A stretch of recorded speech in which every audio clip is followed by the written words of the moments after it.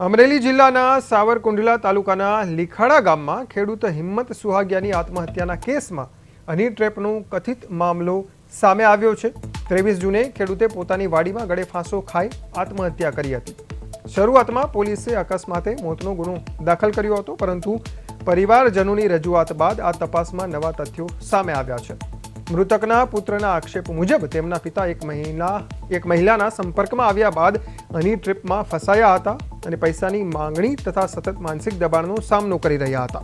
પરિવારના જણાવ્યા મુજબ સમાધાન માટે 2.5 લાખ રૂપિયાની વાત થઈ હતી, જેમાંથી આશરે 80,000 રૂપિયા ચૂકવી પણ દેવાયા હતા।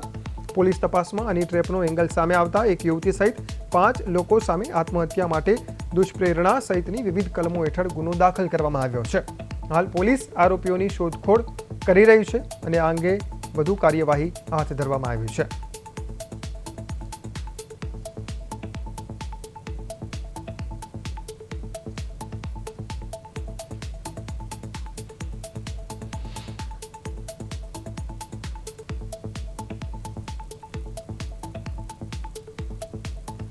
તો અમારા ગામના 2 લોકો છે, જે 5 આરોપી છે ટોટલ, એમાં 2 અમારા ગામના છે।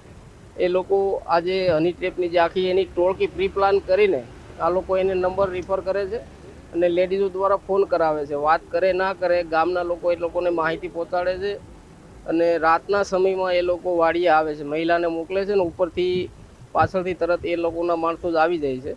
ખોટી પોલીસની ઓળખ બતાવીને એ લોકો આ રીતના પૈસાના તોડ કરીને પોતાના આયોજનપૂર્વક કાવતરાઓ રચીને પૈસા, જેના લીધે અમારા પિતાજીએ ટ્રેસમાં આવીને આની તપાસ કરવામાં આવી ત્યારે પોલીસને એવું જાણવા મળેલ કે આ જે ગળાફાંસો તેમણે ખાધો છે તે હની ટ્રેપના શિકારમાં રહી અને દુષ્પ્રેરણના કારણે પોતાનું મૃત્યુ નિપજાવેલું હોય તેવું અમને જણાય આવે। આ ફરિયાદમાં કુલ આ 5 આરોપીઓ છે: રોહિતભાઈ કડવાભાઈ વેકરિયા, ભોળાભાઈ રામભાઈ સિંધવ, હિના નામની મહિલા તથા 2 અજાણ્યા